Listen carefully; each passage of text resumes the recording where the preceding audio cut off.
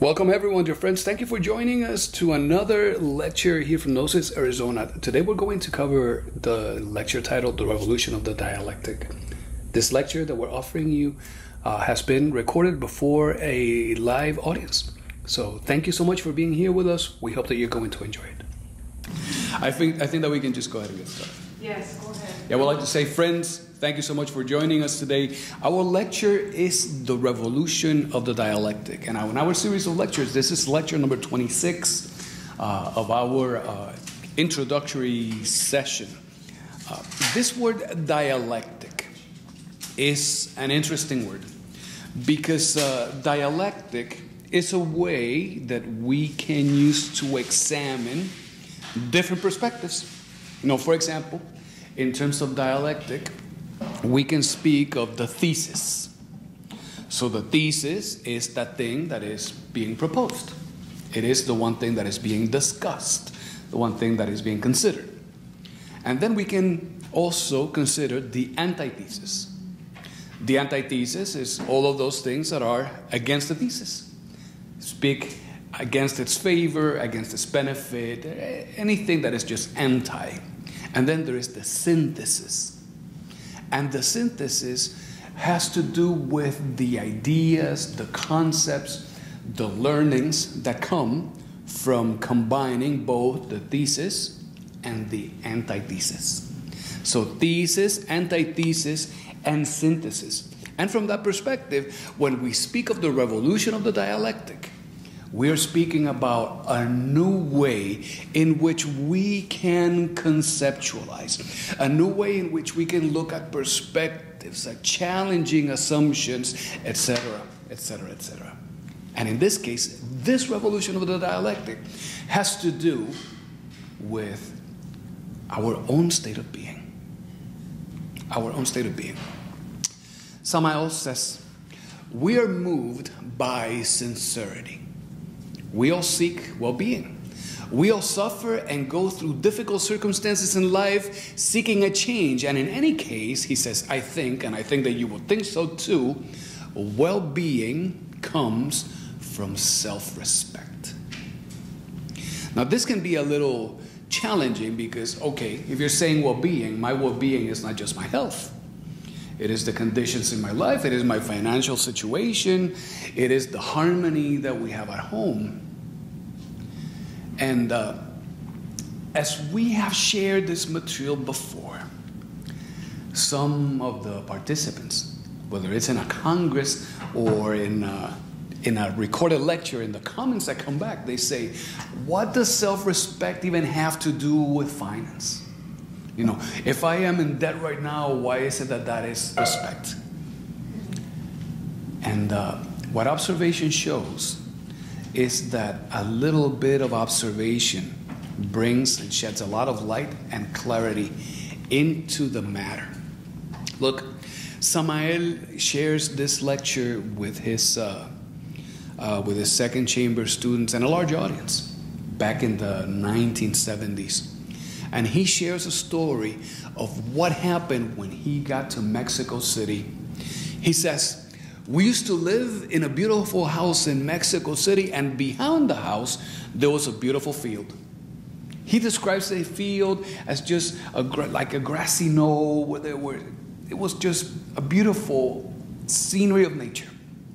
And he says, and one day, they called them paracaidistas in Spanish, or parachutists. They say one day a group of people invaded that area and they became a filthy artifact within that beautiful neighborhood. He says that used to be a wonderful scenery of nature, and suddenly it started getting populated, and then it was the insults and the music and the noise and the chaos. This is what he is saying. He says they did not respect themselves or the neighbors. Their life was horrendous in miseries, horrendous in abominations. But the thing is, was this happening because they were poor? And the answer to that is no. I mean, to some degree, we have met many people who are very affluent. And they have beautiful cars and they live in beautiful homes. But observing the dynamics of their life shows in how much misery they really live. In internal conflict with their children, battling issues with the neighbors, conflicts at work, the relationship between the marriage is very poor. So this is the kind of stuff that happens. Is it then the financial condition? Evidently no. I mean, we have known many people who live well within their means. Sometimes they have to overexert themselves to be able to make things meet. But you go visit their homes, and their homes are clean, and they're organized, and they are decent and serviceable, and their children are humanitarian. So evidently there is something more. They did not respect themselves or their neighbors. Their life was horrendous in miseries and abominations. And a big thing that happens is that sometimes we see this, and because the stark contrast with what we would anticipate is so dramatic, we tend to think that this is something happening out there. Look, an example. This is Phoenix. This is an area in downtown Phoenix now in the year 2024. I mean, we're a quarter of a way into the 21st century. And these are some of the situations that we see here in our own state. I mean, it's not only that. This is Phoenix as well. So what is happening? And it is not just in Phoenix. I mean, this image right here is in San Francisco. And San Francisco, many of the images that are on the internet from the 1960s and 50s, it was affluent, it was beautiful, it was kind of trendy. All of that existed. And look what is happening in Philadelphia.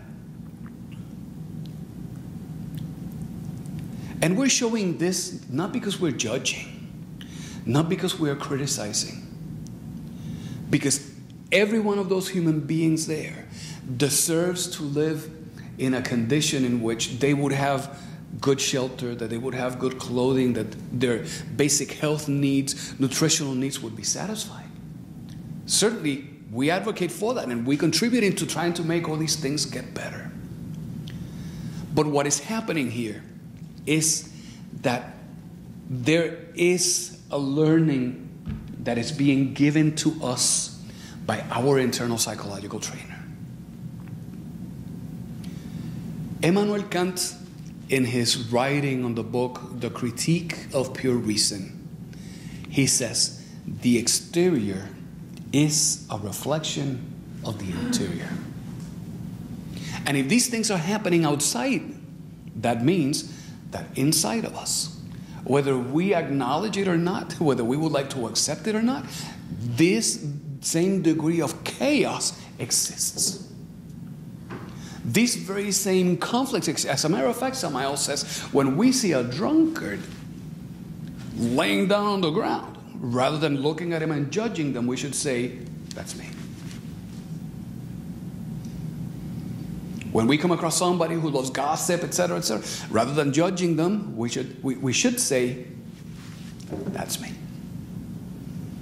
This is what he says. Look, notice that Samael in his lecture, when he addresses the audience, he says, well-being results from self-respect. But sometimes we tend to confuse self-respect with some self-imposed agreements. And sometimes we may say, oh, I respect myself. Look, I dress very well. I go to the gym and I work out. I take all of the supplements. So yes, I have self-respect. Or I look myself in the mirror and I say affirmations. I feel, I give myself validation. I am an honest person. See, I am kind, etc., etc. We even nourish our sense of superiority in these self-imposed agreements because somebody at some point told us, you should never say those things. You should love yourself. You should adore yourself, etc. And within the realm of the mind, we continue modifying those things to satisfy our desires. And we continue with comparisons. We continue feeding our ambitions. But that is not self-respect. Self-respect has to do with how is it that we operate in these 6 dynamics of manifestation. It has to do with how is it that we honor needs. Not only the needs of ourselves as a creature, but also how is it that we honor the needs of our spouse? How do we honor the needs of our children? How is it that we put service to them first? It has to do with how is that we honor the needs of our neighbors, the people in our community. How is it that we honor the needs of the world? How is it that we are in that relationship honoring the needs of the consciousness, which are of the innermost? And that is just honoring needs.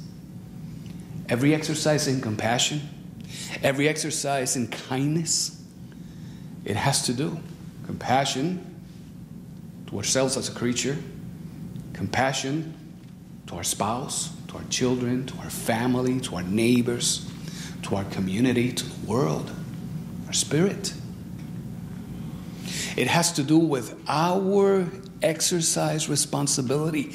This is where we find the idea of self-respect. Self-respect is so important that we need to go a little bit deeper. Samael says, in terms of self-respect, for you to exercise that self-respect, we need to abandon our delinquencies. Now that is a very deep statement. That phrase right there, abandon delinquencies, is tremendously profound. Because one of our delinquencies is substance abuse. I mean, it may be true that we may not be using hard drugs. But some of us exercise that substance abuse when we consume a gallon of coffee a day. It is a substance abuse. When we're constantly taking energy drinks. If we are skipping school, if we are looking for ways to skip, to bypass our responsibilities at home, at work, etc., that is a delinquency that we must identify and must abandon. If we are disrespecting others, I mean, if we have this love for wine, and it seems like these days wine is like the thing where people get everywhere with bottles of wine and they're speaking about all these great wines that they drink. You know, the moment that we allow ourselves to start consuming this alcohol, the demon alcohol, which is a demon from the ancient Greek cultures. Demon alcohol has no preference, no distinction. If you are poor or rich, if you're beautiful or ugly, if you're slender, fit, or if you're obese, it doesn't care. And it influences the psyche in such a way that it helps bring out every inferior aspect because it lowers the morality of the person.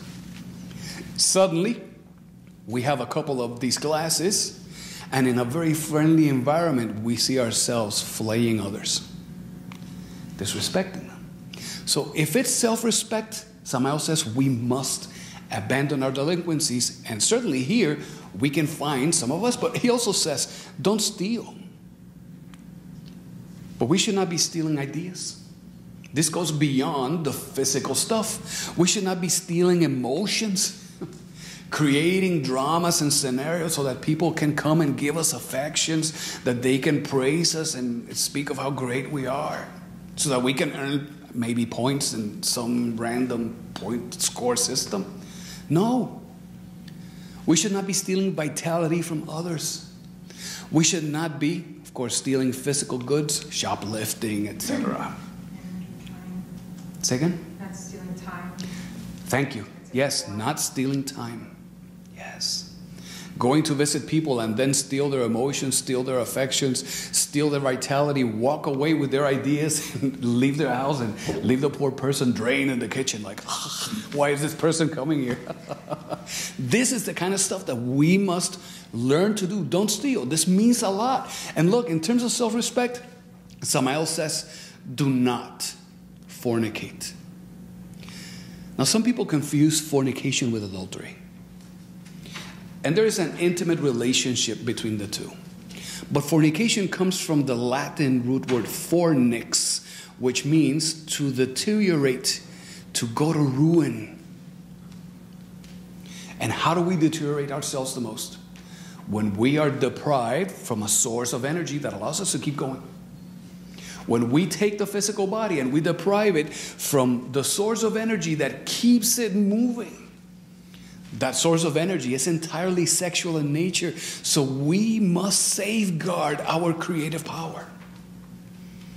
And better than that, we must also help safeguard the creative power of others. Because fornication is not just abusing of the sexual organs and bringing the body into an inferior state because we are seeking to satisfy our animal desires. No, it goes beyond that. Because if we're using of our sexual creative power to fuel our activities, and what we're doing is that we're encouraging others, this is safeguard others, encouraging others to gossip, encouraging others to be making alliances so that we can gang up against somebody else. I mean, that is a way of fornication. So we must safeguard our creative power. We should not be giving our ears to gossip. We should not be lending ourselves as an instrument to be hurting others. Because after all, the great masters of Buddhism, they say ahimsa, which means do no harm. No harm to you, no harm to the environment, no harms to others. It should be harmony. And in terms of self-respect, of course, do not adulterate. And adulteration, in this case being so intimately related to sexuality, it speaks of sustaining your vows. Now, as we get married and we pledge our vows to sustain them, to sustain our loyalty, it has to do with sexual respect. The person that is with us and to ourselves. Particularly because as part of these intimate unions, there is a magnetism that is created in the couple. I mean, after so many unions, the man starts becoming magnetized with the forces of the woman. The woman starts becoming magnetized with the forces of the man. And that force is so powerful. It is so strong that the moment that they try to break that up, the moment that they try to force, for example, a divorce, the powerful release of breaking those connections is so strong that it brings a tremendous amount of suffering. Anybody who has gotten divorced knows that. But what happens in terms of adulteration? When the man becomes magnetized by the woman. When the woman is magnetized by the man. And that man goes out of the house and he comes together with another one. Now that magnetic signature becomes corrupted, adulterated with the magnetism of the other woman. Now that symphony does not look like the symphonies of Beethoven or Bach in those pentagrams. It is not that harmonious. And because the woman is so much more intuitive than man, the woman would immediately perceive that. She may not know exactly what is happening, but intuitively she will know that something is wrong. And in fear, well, because of that adulteration, the man, no self-respect and fear, will lie and deny things, but the woman will know. On the side of the woman, because the woman is a receptive element in this. A man, as a symbol of the sun, it projects. The woman, as a symbol of the moon, she receives. If it is the case of the woman, and the woman lends herself to be magnetized by many men, those fluidic transactions magnetize all those men that she has been with. So if it has been 2 or 3, by the time the third one comes around, he is experiencing magnetism from the second one and the first one. And that means that she becomes a linkage in everyone's karma. So this issue of adulteration and self-respect is a very serious deal. We must remain loyal. We must sustain our vows. And if the relationship must end for whatever reason, then the relationship must end. And once it is broken, when it is dissolved, then move on. Not seek to adulterate what is in there because of fears, desires. So Samael says, for self-respect, we should not adulterate. And he also says, we should also celebrate the success of others. There is no reason for us to be experiencing envy. The victories, the triumphs of others, regardless of how big or how small they are, we should celebrate them. Because we don't know the battles that everyone is fighting. I mean, if we have a child and the child says, today I got a little star because I drew this. And we may look at it and say, whatever. I mean, we don't know the challenges that that child has gone through in school. Dynamics with his friends. Maybe he dropped lunch at noontime. He did not eat well. Maybe he was not allowed. There are many little things for them that are in reality big deals. So we must celebrate all of those victories. And we say all the success of others because everything counts. Everything here is important. We should not be envying. In terms of self-respect, Samael says, be humble, be simple, abandon your laziness, become an active, decent person, be clean. This is what he says. For example, in this house, there is a campaign on organizing drawers. And that is a big deal. That is a big deal. Because on the outside, everything may look really good. But when you pull the drawers out, if there's chaos in there, the same thing is happening in the mind.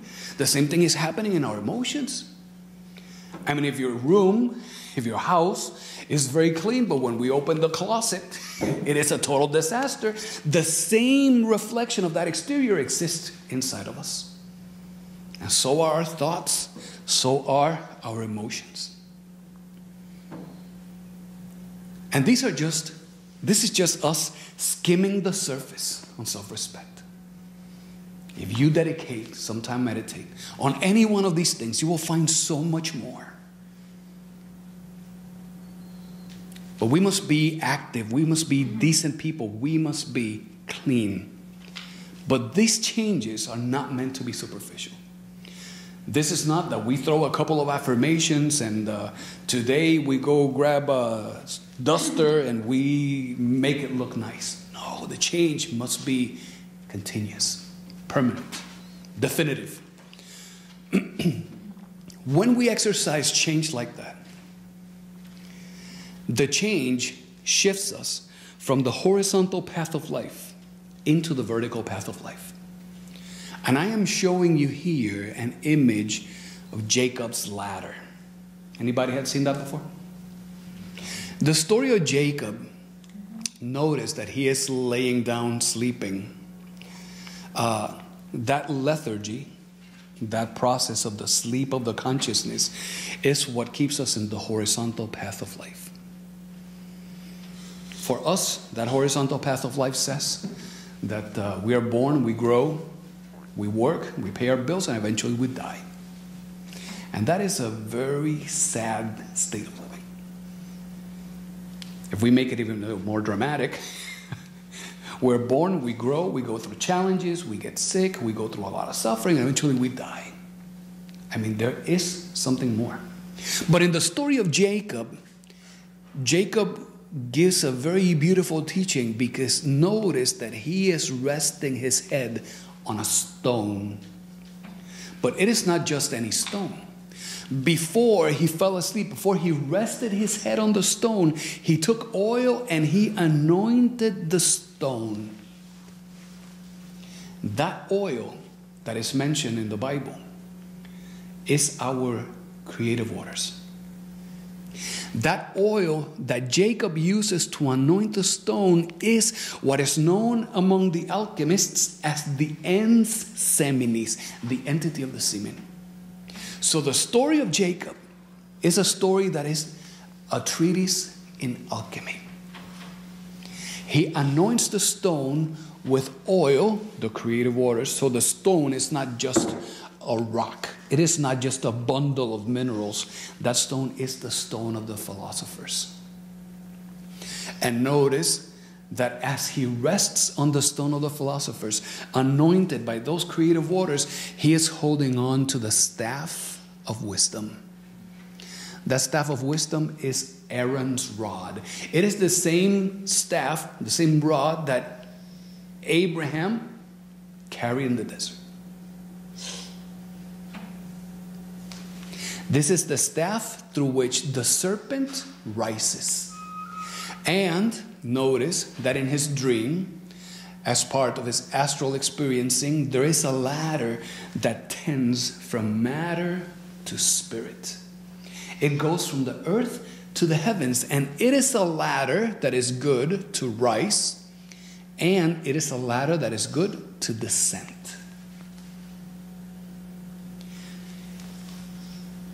We must make use of those creative waters in the same way that Jacob uses them to anoint the stone, so that we can rise up that ladder, because every step on the ladder constitutes a higher level of being.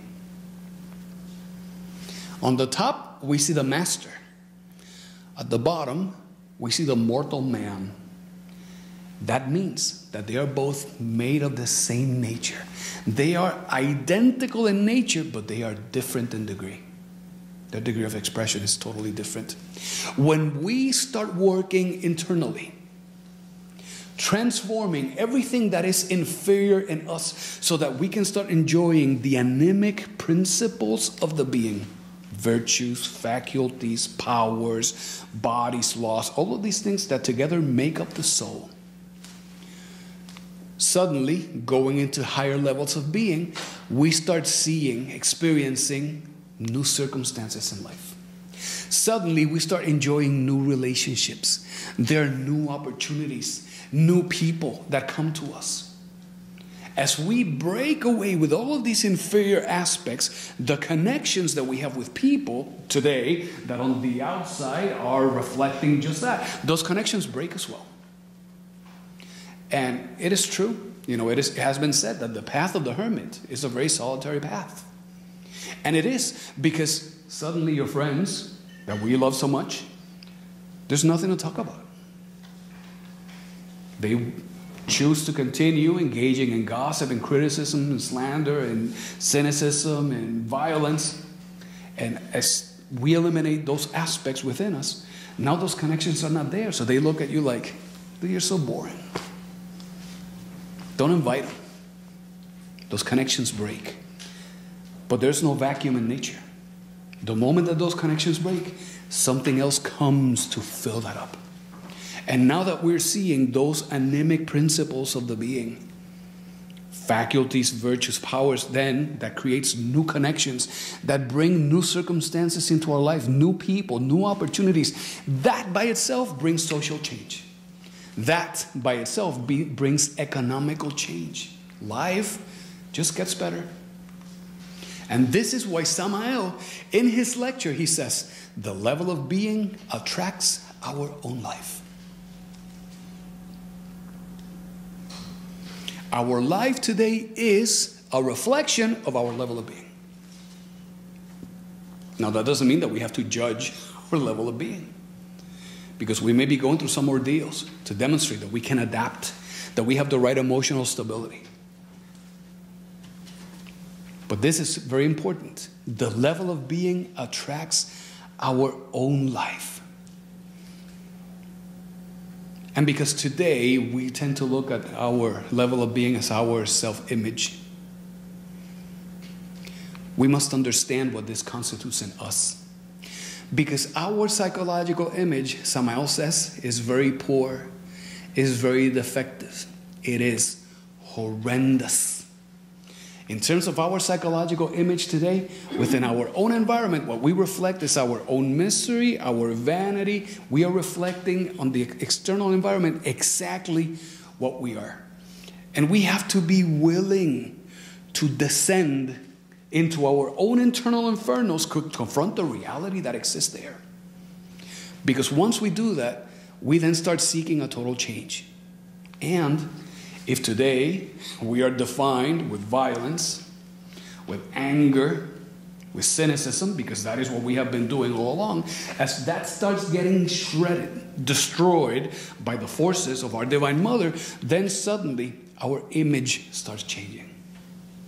Then the values are different. Our identity starts changing. People will come to you and they will say, dude, you're not the same. You're so different. In many cases, they'll say, what happened to you? What happened to you? As if that were a bad thing. They will wonder. We must strive to make a change in our self-image, but not because we are just changing the outside. It's because from deep within, as we descend into those inferior dark aspects of us, we can see what is there. We can observe it, comprehend it, invoke of a power superior to the mind to eliminate it. Because the mind has no ability to remove this. I mean, the mind will justify it, will move it here so that you don't deal with it. We'll call it different. But the mind has no capacity, no ability at all to alter the mind itself. We need a power superior to the mind. This psychological image that we have today is all modeled around our different angers. The real violent expressions of anger and also the very subtle ones. Because there are some aspects of anger that have no problem dressing itself as a saint and excoriating everyone around itself. Yes, there's envy, there's pride, there's gluttony, our greed, our lust, our laziness, all of these things in their most inferior aspects and in their most subtle aspects, they define our image. And Samael brings a question to us. He says, what would be the external image of an envious one? When you look at someone, how can you tell that they are envious? Because look, someone who inside is suffering because of other people's successes and is secretly seeking to hurt them because of envy. Because this is what envy does. Envy is not cool with other people being successful. Envy is not cool with other people enjoying and being happy and having what they deserve. It is secretly seeking to hurt them. So how does that look? I mean, that is in our state. That's invisible to us. And as we embark in this path, as our life starts changing, that envy that exists in all of us is going to come to play a big role in trying to hinder our work. Look, Samael says, if a man learns to respect himself, his life changes. He changes ethically, psychologically, socially, economically, and politically. Was it Michael Jackson who said, be the man in the mirror? This is exactly what that means. All of this misery and drug abuse and homelessness and violence exists because each one of us individually, particularly, are carrying all of that together. So if we all come together and we start working in developing that self-respect, not stealing, not adulterating, not fornicating, enjoying the happiness and the successes of others, being active, decent, clean person. Samael refers to that as a good housekeeper. It's not just a house, it is a philosophical house. Everything will change. This is what we must do. But we tell you this, the moment that you say, you're right, I have to make a change. We're going to make a change. The moment you decide that you're going to make a change, there is this creature that comes after you that is called the force of countertransference. And this force of countertransference is a limiting force that works against our most sincere efforts of self-analysis. And countertransference will show up in many different ways. I mean, we know some people who have gotten really, really good at working against the force of countertransference. And they do their Gnostic exercises every day, whether it is at 8 o'clock at night or noontime or 3 in the morning. Sometimes they don't sleep, but they get it done. I mean, that is a huge reflection of commitment, self-respect, willpower. But that is not everyone. The moment that we seek to change the force of countertransference, it's going to come and work against our sincere efforts. And suddenly you're going to want to meditate, but you're going to say, oh man, I was going to meditate at 8. It's 8:05. I'll meditate at 9. Do what happens? Say, I've got to sing mantras, but wait. Let me go take care of the kitchen first. 2 hours later, oh my God, it's 11 o'clock. I got to go to sleep because I have work tomorrow. I'll do some mantras tomorrow. And Samael says, there is something called the disease of tomorrow. He says, the man who's not working on himself today, he's not going to work on himself. You have seen it so many times, John. People say, can't come to the lectures. Like, what happened? Are you sick? Do you need help? What can we do? No. Too much work. But I'm going to retire soon. When I retire, I'll be here. The last friend that told us that said that 14 years ago. We haven't seen him yet. You see? This is the disease of tomorrow. Samael says we must work on ourselves today. Now, at this moment, because that's all that we got. The force of countertransference is always present, and it will show up in the most mysterious ways. And we have to understand what exists behind the force of countertransference. If we are seeking to change, what is stopping? Just like the Apostle Paul says in his writings, in his letters to the Thessalonians and in Spanish, the Colosenses, I don't know how to say it in English. He says, I don't know what's happening. I want to do the good things, but I do the things that I shouldn't do. We have to understand what exactly is happening within us that is leading to that force. And Thales of Miletus, this guy right here, in that ancient temple of Delphi, he inscribed on the stone, Nocete ipsum. Nocete ipsum, of course, Latin like that. The keyword Latin, just like the Hebrew language. Just a little bit says so much. Because nocete ipsum means know thyself.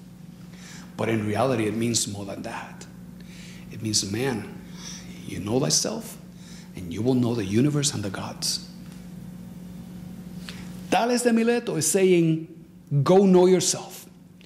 And we must know ourselves because that is what enables something called the laconic action of the being.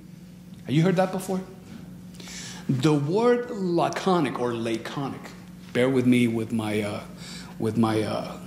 the way that I pronounce this, implies something that is done in a way that is very of much brevity.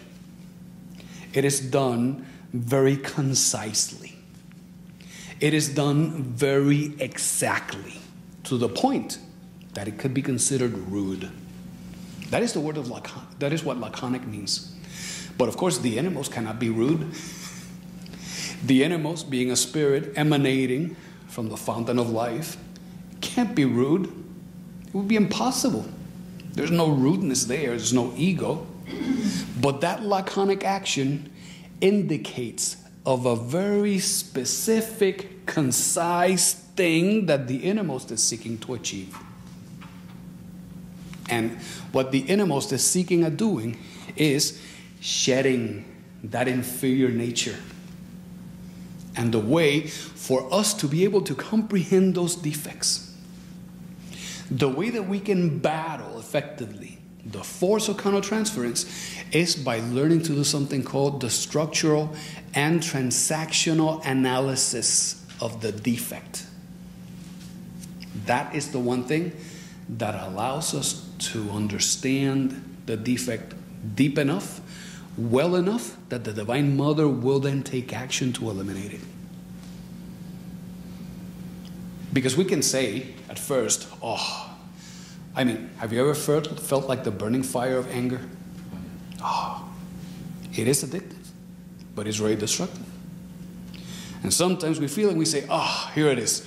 Divine Mother, get rid of this anger. I mean, it's like we're expecting that she's going to come, yeah, here, now you have no more anger. It doesn't work like that. I mean, we need to understand what was happening before, what came after, what happened in between. That right there speaks of the transactions. In terms of structure, what leads it to react? Under which circumstances it flourishes? Under which circumstances that poisonous weed shows up? We must understand that. This is the solution against the four countertransference. I mean, if we know that we are seeking to make a change, we sincerely want to make the change, but we don't have time. Or life is too complicated.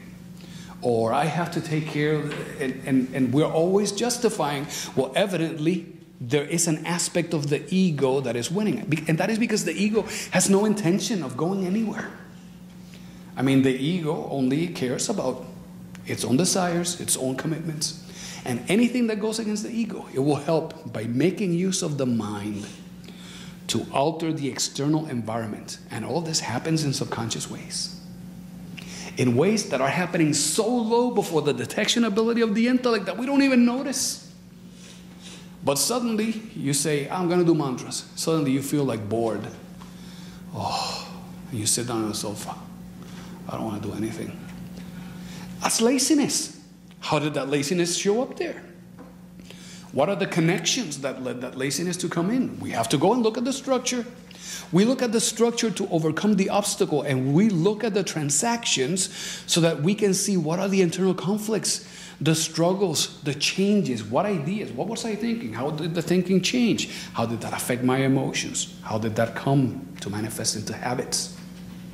This is what we're saying. When we're observing our defects, we have to be looking how it affects our thinking, how it affects how we feel, and then how it steals from us, because they always steal energy. And last, how does it manifest here? I mean, anger is so relatable that, when anger is triggered, people close their fists, they clench their jaw, they roll their eyes, they breathe deep, and they exhale like they're a dragon. I mean, we can see all that. We can see all that. They're the other extreme cases. They throw something. See, it's crazy. But we have to see what is actually happening so that we can comprehend it. And at that moment, say, this is awful. This is hurting everyone around me. It's creating damage here too. I mean, there's no principle of ahimsa that has any possibility of surviving in an environment of anger. No. So at that moment, with that comprehension, we can invoke the Divine Mother. When we meditate, when we revisit in that retrospection, and we say, yeah, when she said that and I felt like becoming a human torch. Why? And you go over again and you say, And you go over it again and you say, I see. There's a moment that there is a deep internal cognition. At that moment, Divine Mother, I beg of you, please get rid of this. She will get rid of it. She will get rid of it. A defect that is comprehended is a defect that can be eliminated. And comprehension requires observation. Observation requires discovery. Discovery, observation, comprehension. Okay? This is how we can do this. And as we work on disintegrating our negative values, It's just like that hiker right there. We can contemplate that mountain of initiation, and we can continue taking steps to higher levels of being, methodically. Samael says, nature does not take leaps. The tree, the seed is planted, the tree grows, bears fruit, and it does not celebrate. That is the way of the path of the initiation. Look what Samael says. He says, self-respect leads to the respect of others. It makes of you a fountain of benevolence for the world, a marvelous, conscious, perfect creature, which in turn makes of you a noble citizen, a role model for others. Look, an illuminated one. And what he is saying here, without saying it, is that illumination, this internal enlightenment that we are seeking, it manifests itself in a million different degrees. I mean, because we would all like to be illuminated. I mean, it would be wonderful to be like Ananda, Buddha's disciple, walking across rocks. First couple of times that he went, he smacked his head, he broke his nose. Everybody knows that story. But what did his inner master say? What did the Buddha say? Faith. He walked him through, past the rock. We would like to have that degree of illumination. I mean, we see masters like St. Francis of Assisi submerging himself in deep meditation and prayer. Suddenly, his body gets in Jin state and gets into the fourth dimension of nature, and it's floating in the chapel. It's up there. And his aide comes with lunch and sits down frustrated like, dude, it's going to get cold. And the guy is up there. He would get into these deep states of profound ecstasy, and he would yell at the top of his lungs. And his aide would say, why do you yell like that? And he says, doesn't the gunpowder yell when it's excited? You see? It's that type of stuff that we would like to achieve. And eventually we can get there. But that is such a big responsibility. And we cannot just be granted all of that power if we are carrying all of this baggage of lust and resentments and ambitions, etc., etc. We must continue to work to get rid of this, because the more effort we put there, the greater is that result.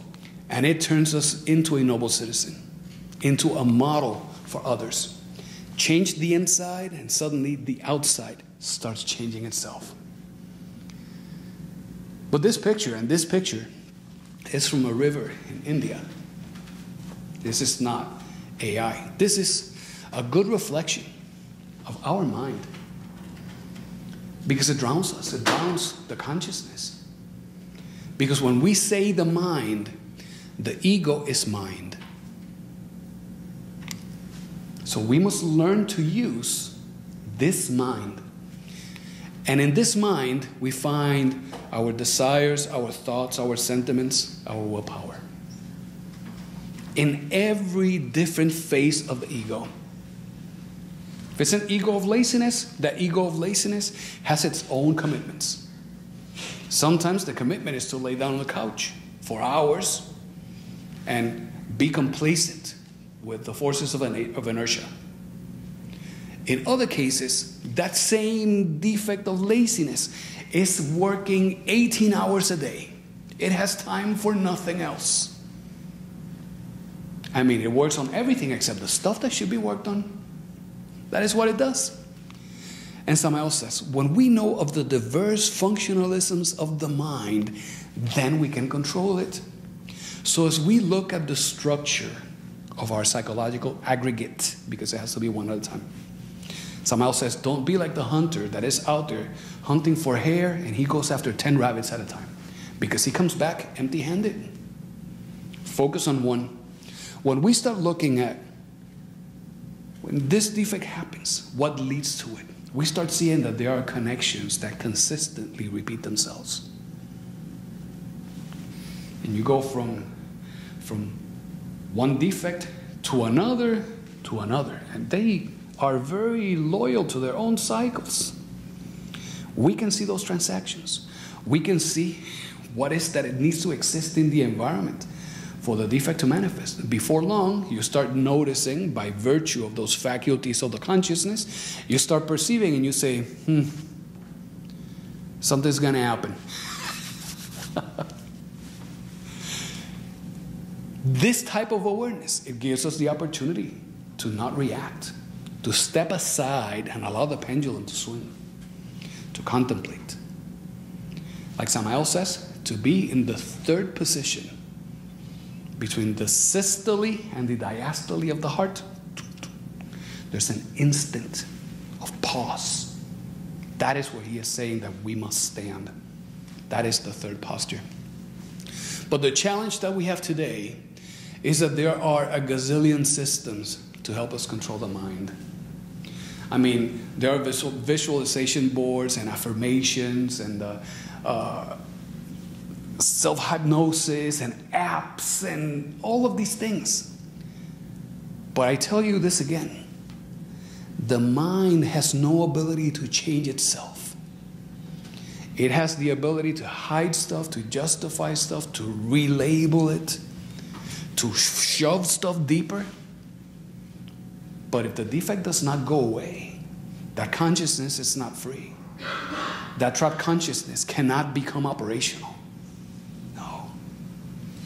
And there are many schools, many systems, many pseudo-esoteric groups that will promise so many things to help control the mind. And I think that somehow, you know that today, like in YouTube, it's like everything is clickbait. So, that person just demolished slavery with one word. That's so dramatic. But I think that Samael really brings something into perspective that can help us internally demolish these ideas that we can just be playing with different systems to do something with the mind. I mean, I'm going to say this. Many of these systems, they can help you develop the mind tremendously. But we must understand that if we are not working rooted from the innermost, if we're working only conditioning the mind because of our desires, because of our ambitions, we're walking immediately into the space of the dark arts and black magic. Samael says, the pathway to hell is paved with the cobblestones of good intentions. This is not adorning the ego. It is eliminating these inferior creations, bringing them to an end. He says, would you think that while still not knowing the how and the why of the mind, you still be able to make out of it something perfect? If you don't understand how the ego is operating, how it transacts, how it is set, why it reacts the way that it does, if you don't even know that, do you think that you'll be able to make of the mind something perfect? I mean, this is a very profound rhetorical question. But in that answer is the reason on why is it that we today cannot just walk into the realm of the sixth dimension. I mean, we can't. Why is it that we are not gods? Because if we were gods, with all of this baggage that we're carrying, we will bring chaos into the universe. The great law would have to induce a cosmic night to force the forces of the catabolic forces of nature to destroy all of that stuff so that harmony can be restored.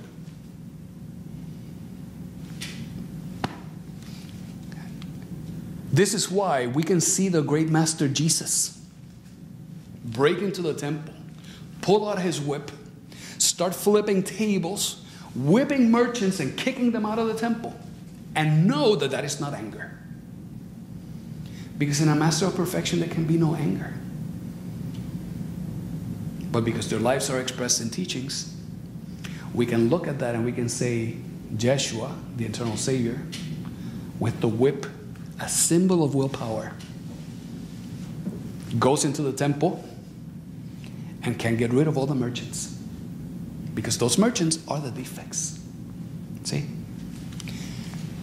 That is a challenge, and we cannot allow ourselves just to be fooled into thinking that there is going to be a shortcut, an easier way, because we have gotten ourselves here because of our own behaviors.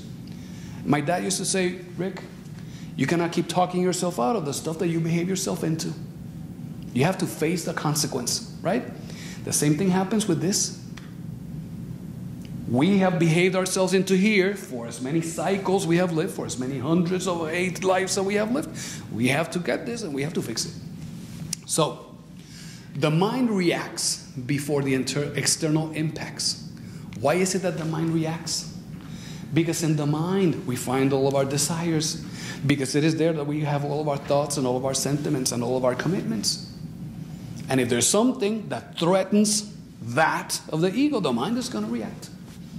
So if we want to change, we can't be surprised that the ego itself is going to help create external circumstances for the change to not happen. So we must empower the consciousness. Samael says, for as long as we stay here in those conditions, we're always victims. We cannot continue to allow ourselves being victims. Our psychological processes, he says, then depend exclusively on others, and they should not. They should depend only on the consciousness. So what is the antidote to all this? How can we change? Where is it that we can drive profound change? Self-education. We cannot be like these guys here. These are recreations of beautiful puppets from the 18th century. No, I always wanted to go see like one of those little spectacles. Yeah. It says, Samael says, we must negate, we must seek this self-education so that we can learn how is it that we are negating our authentic identity. Because the identity is meant to be the identity of the consciousness. It's meant to be the manifestation of the being, not of the ego. We must negate our values, those inferior values, even the values that are induced by good values, by good defects. Because we have defects that are nefarious, and we have other defects that they're kind of useful. But we have seen many instances where people using their own defects, they just create chaos. They just make things worse. And that is because the good defects, they want to do good, but they don't know when is it that good has to be done or how to do it. So they go in and they start making a mess. No. We have to negate our image. This image that we have created based on all of our inferior actions. You know, the way that people remember us, for example, from high school. Oh, we have to break that. And we have to understand the effect of materialism in our lives. The effect of vices in our lives, the effects of instantaneous gratification, because these effects right here are what are dragging us into the space of lack of self-respect.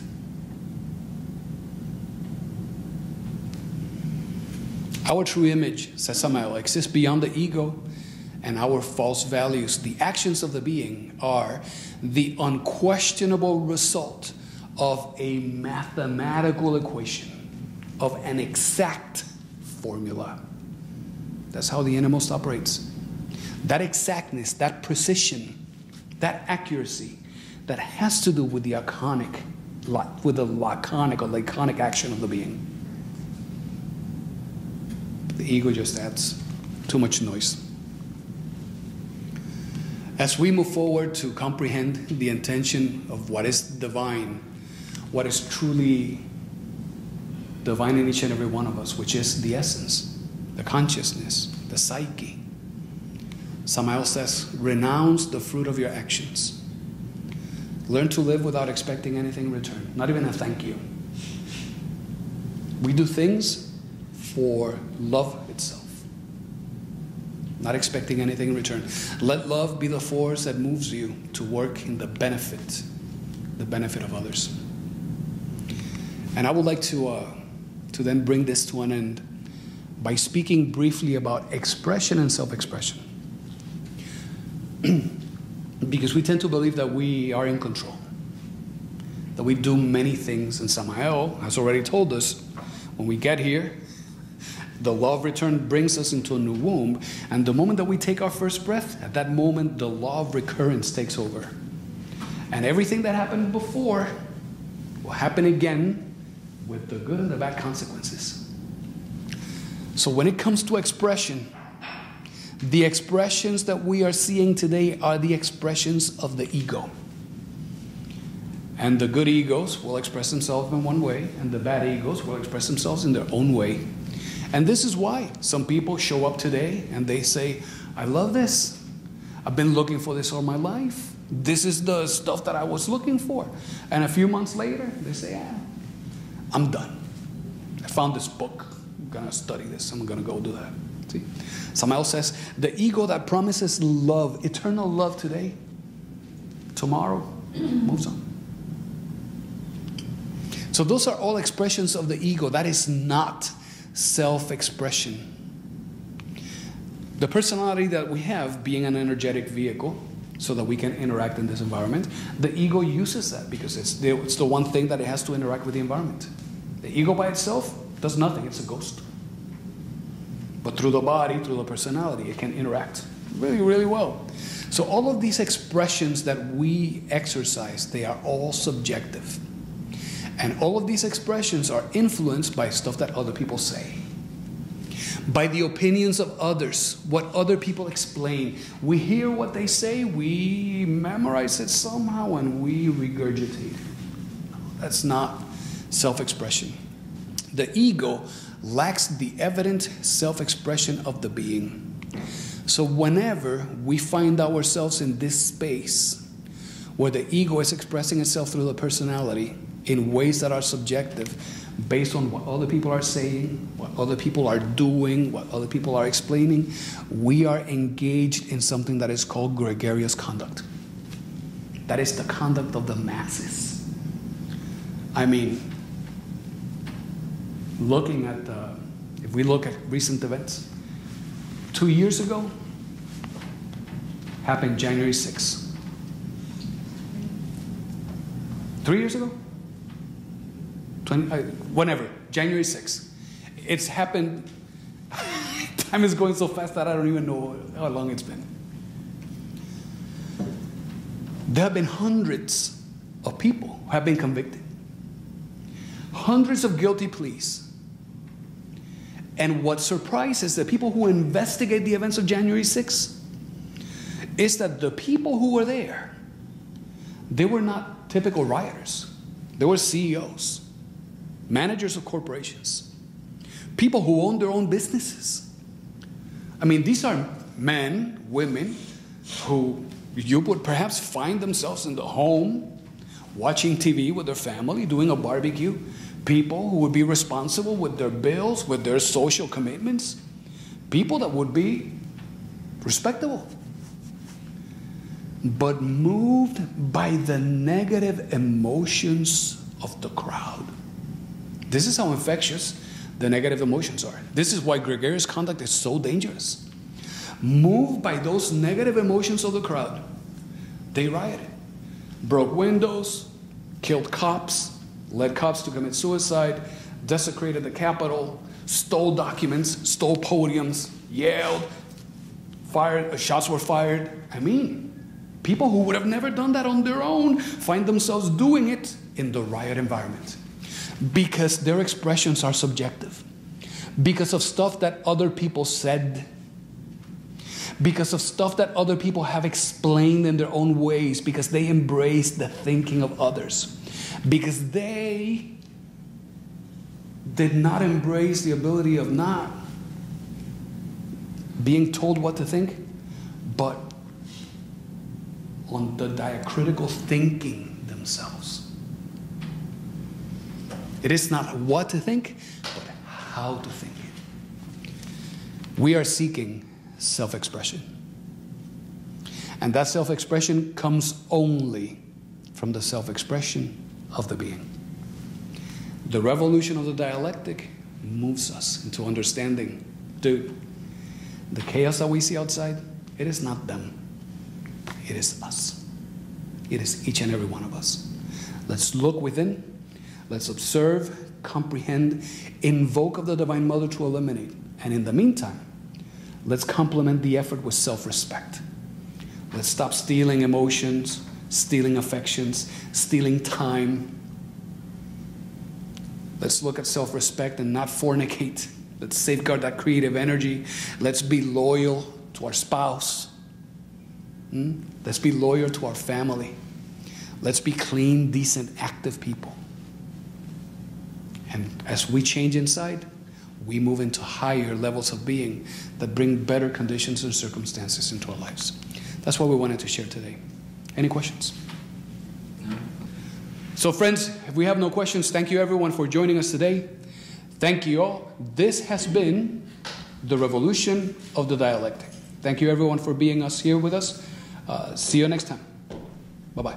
Thank you so much. That was very good. Thank you, Daniel.